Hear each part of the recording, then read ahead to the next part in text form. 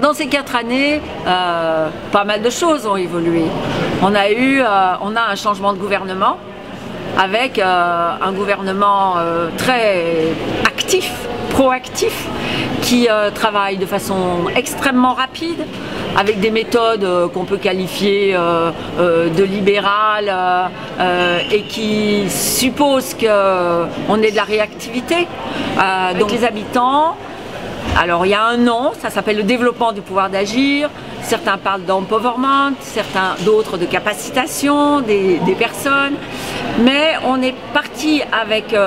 une orientation forte de se dire que on voulait que les habitants soient réellement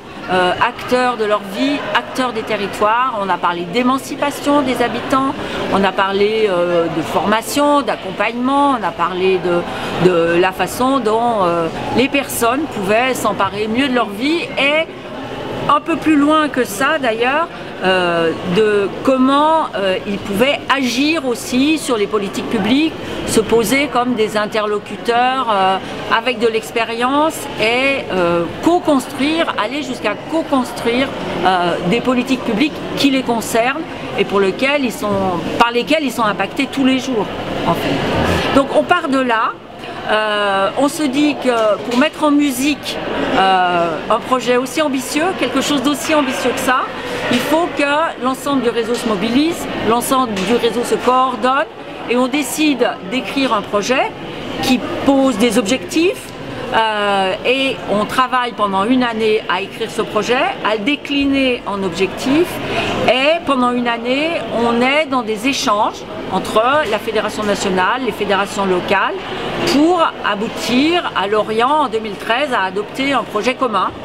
qui s'appelle le projet fédéral, la fabrique des possibles, qui nous donne des orientations sur les 8 ans à venir. On s'engage en se disant développement du pouvoir d'agir des habitants. Un projet,